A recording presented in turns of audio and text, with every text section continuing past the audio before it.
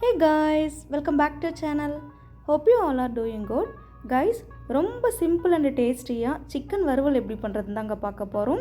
இந்த சிக்கன் வறுவல் சுட சுட சாதம், ரசம், பருப்பு சாம்பார் இது கூட வச்சு சாப்பிடும்போது ரொம்ப அல்டிமேட்டாக இருக்கும். அதுக்கு முன்னாடி இப்போ தான் நீங்கள் எங்களோட சேனல் ஃபஸ்ட் டைம் பார்க்குறதா இருந்தால் மறக்காமல் சப்ஸ்கிரைப் பண்ணிவிட்டு ப்ளஸ் பெல் ஐக்கன் கிளிக் பண்ணுங்கள். ஸோ தட் நான் போடுற வீடியோஸ் எல்லாம் உங்களை வந்து சேரும். இந்த சிக்கன் வறுவல் பண்ணுறதுக்கு முதல்ல ஸ்டவ் ஆன் பண்ணி ஒரு பேன் நல்லா சூடானதும் கொஞ்சமாக எண்ணெய் சேர்த்துக்கோங்க. இதில் 1/2 டீஸ்பூன் சோம்பு, பொடியை நறுக்கிய 2 பெரிய வெங்காயம், கொஞ்சமாக உப்பு சேர்த்து நல்லா வதக்கி விட்டுக்கோங்க.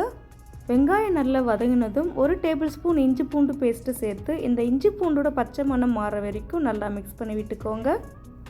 அடுத்ததாக நான் ஒரு 1/2 kg சிக்கன் எடுத்து உப்பு மஞ்சள் தூள் போட்டு நல்லா வாஷ் பண்ணி இதில் சேர்த்துட்டு கூடவே கொஞ்சமாக உப்பும் சேர்த்து நல்லா மிக்ஸ் பண்ணி விட்டுட்டு தண்ணி எதுவும் சேர்க்காமல் மூடி போட்டு ஒரு 10 நிமிஷத்துக்கு நல்லா வேக வச்சுக்கோங்க.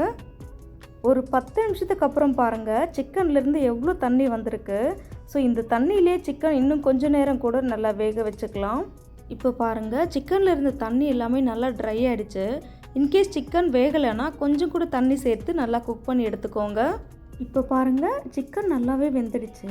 இந்த ஸ்டேஜ் ஒரு 1/4 டீஸ்பூன் மஞ்சள் தூள், 1/2 teaspoon red chilli powder, 1/2 teaspoon chicken masala சேர்த்து நல்லா மிக்ஸ் பண்ணி விட்டுக்கோங்க.